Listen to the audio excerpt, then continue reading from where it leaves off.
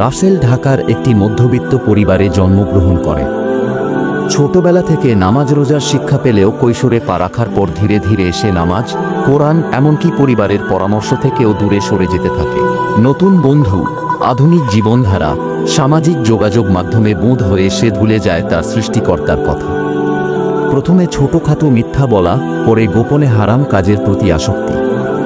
রাত জেগে অনৈতিক ভিডিও দেখা, বাজে বন্ধুদের সঙ্গে আড্ডা, এমনকি নেশার দিকেও ধাবিত হচ্ছিল সে।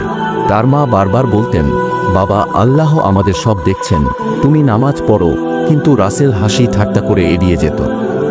একদিন গভীর রাতে সে হঠাৎ দেখে তার মা সিজদায় কাঁদছেন। হে আল্লাহ, আমার ছেলেটাকে হেদায়েত দাও। সেই দৃশ্য তার হৃদয়কে কাঁপিয়ে দেয়। প্রথমবারের মতো তার চোখে পানি আসে। সেদিন রাতে ঘুমাতে গিয়ে সে এক বিভীষিকাময় স্বপ্ন দেখে, এক অন্ধকার কবর, যেখানে সে একা, আর তার কোনো ভালো আমল নেই। ঘুম ভেঙে গিয়ে রাসেল চুপচাপ বসে থাকে।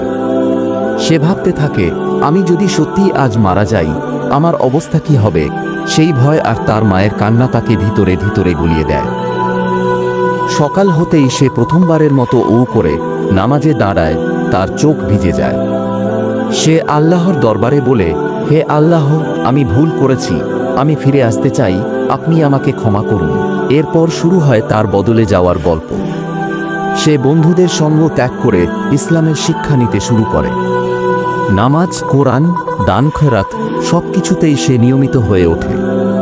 এমনকি সে ইউটিউবে ইসলামিক ভিডিও বানাতে শুরু করে, যাতে অন্য যুবকরাও হেদায়েতের পথে ফিরে আসে। রাসেলের জীবন হয়ে ওঠে অনুপ্রেরণার নাম, গল্পের শিক্ষা। আমাদের জীবনে ভুল হতেই পারে, কিন্তু আল্লাহর দরজা কখনো বন্ধ নয়।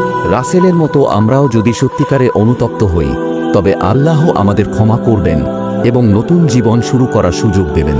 রাসেলের গল্প আমাদের শেখায়, তোবার আলো কখনো নিভে না, যতদিন আমরা ফিরে আসতে চাই।